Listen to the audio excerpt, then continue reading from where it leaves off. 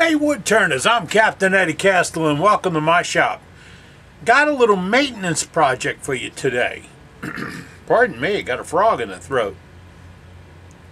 I've been telling everybody for a while that my detail gouge was getting too short to sharpen.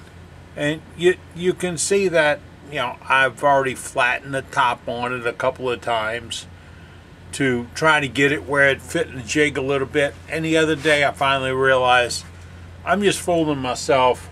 It was a nice gouge, but maybe it's time to trade up and get something nicer. So I contacted Dave at D-Way Tools. These tools are made in the USA, and Dave does a really good job of detailing them out. I mean, the groove is perfect, steel's well done, it's sharpened when you get it or put to a profile when you get it.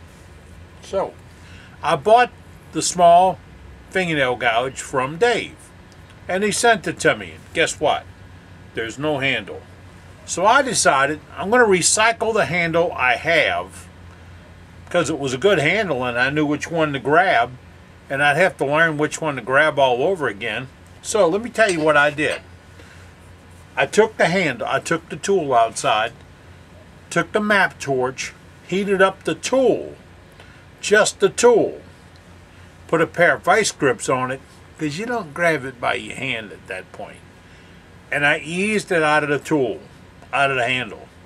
Now I had a handle that had a tool in it. This was 3/8. The new one is 19/32. Yeah. So I had to over drill it. Let me show you what I did and what I did next.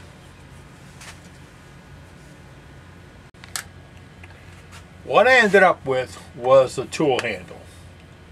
You see, it's nothing real special. It's what I got from the Ellie Eversera set. The ferrule became loose when I heated it up and took the shaft out, because it was putting some pressure on the ferrule. So that comes off. That's no biggie. We're going to put it back on with some epoxy. Then I put a 19/32 drill bit in my drill shaft. Cranked up the lathe on about 200 RPMs and then pushed it in there to clean it up. Now I don't want it to go any deeper than it used to go. There's no need of that. And that, just like on doing my tools, is 2 to 3 inches. Now, I'm going to take the opportunity here to refinish this handle while I have the tool out. Now, I could have always chucked up the tool, but hey, it's maintenance time, and it's going to be down for a couple hours while the epoxy sets anyway. So I'm going to bring up the tailstock and then pull it to alignment for the center. Then check it. And I'm turning fairly smooth. Now that I have it lined up, I'm going to go ahead and start sanding it out. I'm just going to take a pad and probably some 220 grit,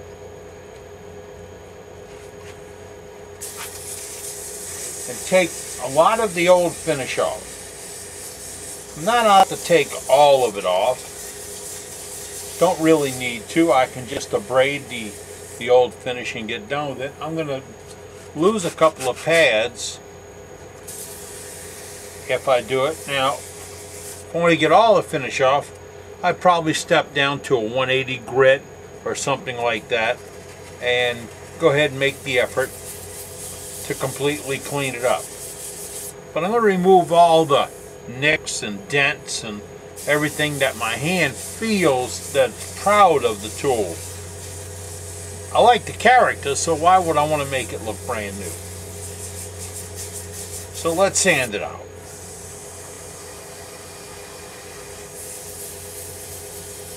Because I use this thing in sort of a choked up mode, I'll be real sure that where my hand goes and is at most of the time really feels good. And it's gotten a little beat up over the years. Dropped on the floor. Most of the time it ends up point down, but the few times that it hit on the handle, it gouged it up a little bit. So now I have it pretty much sanded out, and it feels pretty good right now. The next step would be to apply some finish. I like applying finish on the bed, on the lathe. Makes it more uniform for me. This is Deft. Thinned 50/50. And you thin it with lacquer thinner, the thinning product. Deft is a brushing lacquer.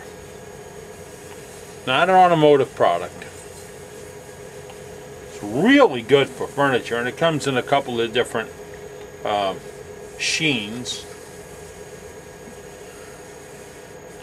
I always have a can of the satin finish and a can of the high gloss in the shop. And you can build this up pretty quick. It comes out really nice.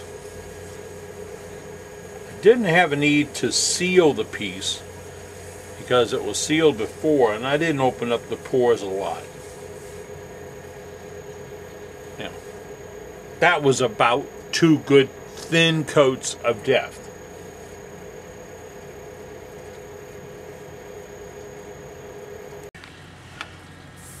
I applied about 3 or 4 coats of the Deft. That's going to be good for a working handle. And I'm going to buff it. This is a 800 grit 3M disc.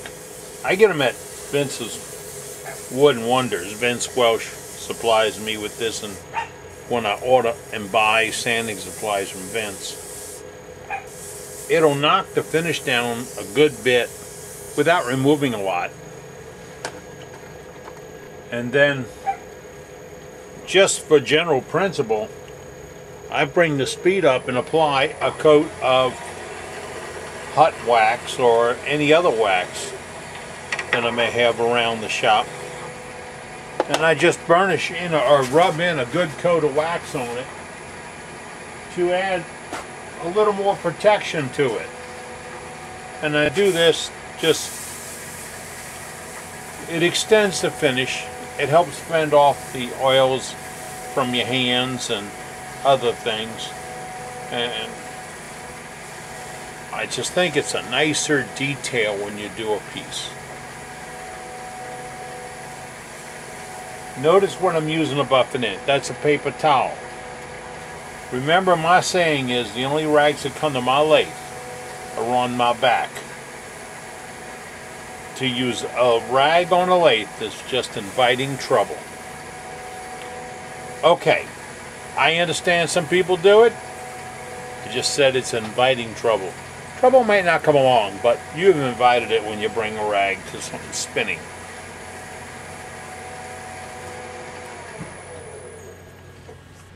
That's well finished. The next step in the process is to insert the tool in the handle. I'm looking at this, and it's going to be a little bit long for what I want to use.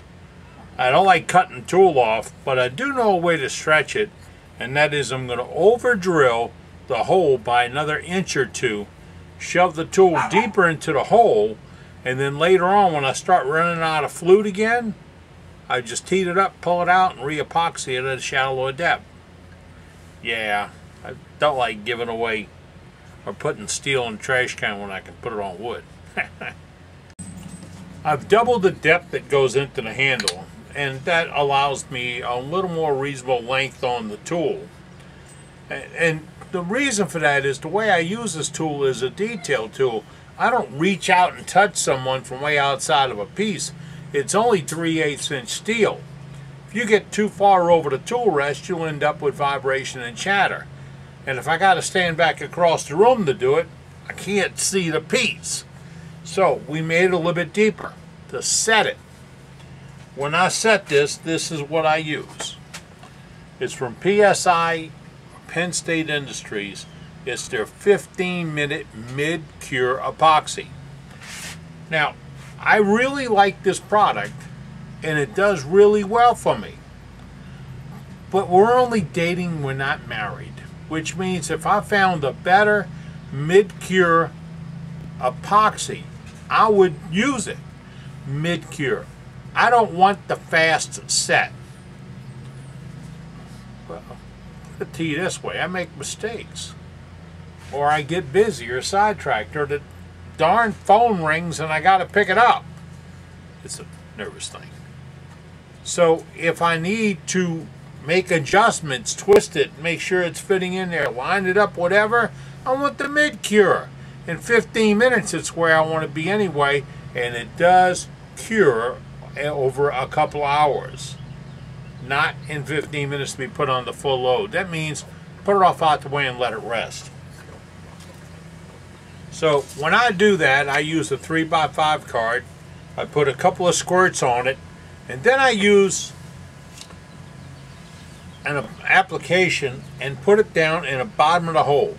Why the bottom of the hole? I keep getting asked that. On my tools, I tell guys, knock the corners off, drill a 3-inch hole, set it in, and make sure there's epoxy in the bottom. And some guy said, yeah, it's going to be in the bottom. Not necessarily. If you don't put the epoxy in right and you smear it around the top, you could go right by it. What happens? Okay, this is what happens. I'm holding this tool right here, and I'm cutting on this end. You see, oh my goodness, look, the back end is moving because it's got some room in the handle for it to vibrate. So if you're using a tool that can have a hinge point, that's why all these set chucks, even my steel handles, have got 2 screws. Eliminate the hinge point.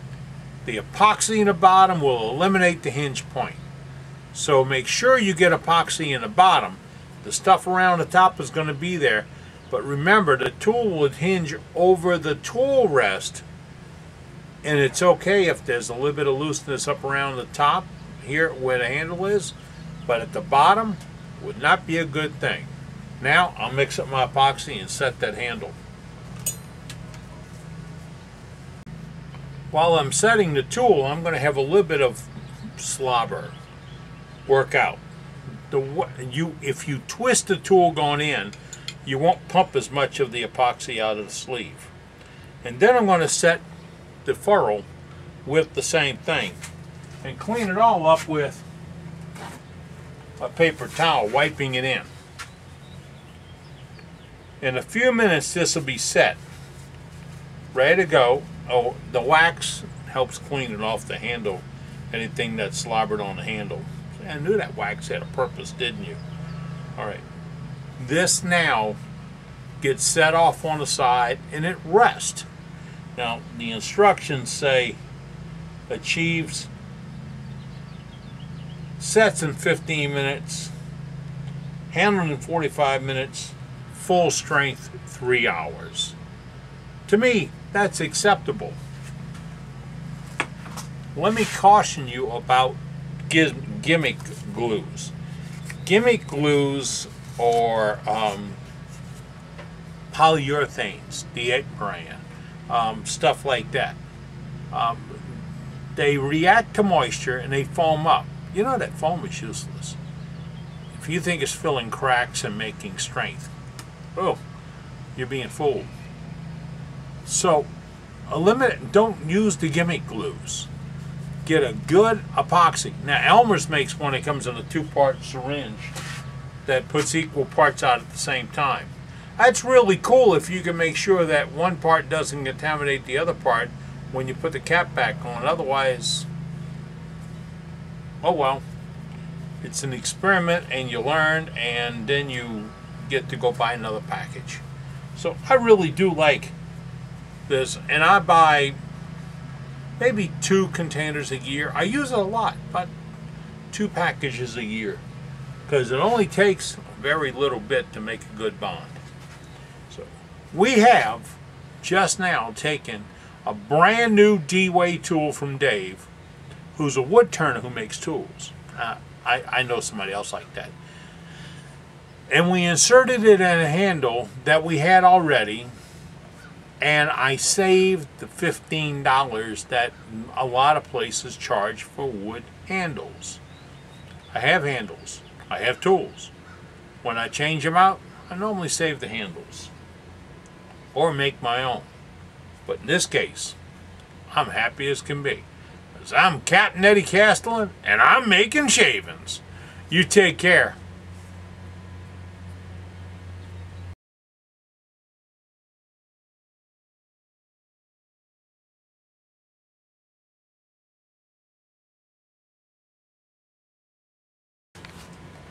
Oh, wait.